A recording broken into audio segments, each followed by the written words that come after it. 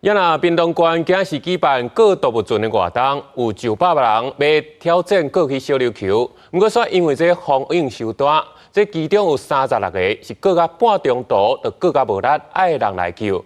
加来是拢总平安。有船教练就讲，对屏东爱过去小琉球，爱有技巧，嘛爱有体力，无遐尔简单，根本就无适合摕来做体验活动。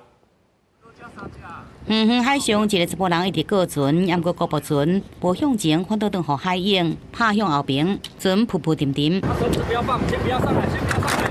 海巡人员赶紧调派船艇出海救援，现场真侪只国宝船伫海面上四界漂流，民众陆续互海巡人员救起来，大家拢因添加规身躯无力咯。参与独木舟活动民众。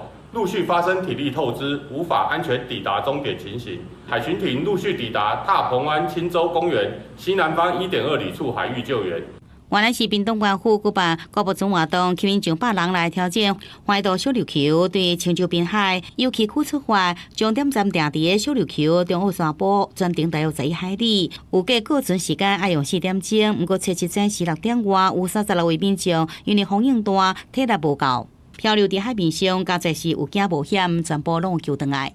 会遇到的风险挑战就是说，我们的环境有可能会有风，然后有可能会有海流。比较恶劣的时候是很难用人力的方式去把它滑行过来的。技术跟评估的体力跟能力，尤其在我们超桨的能力这一项会是很着重的。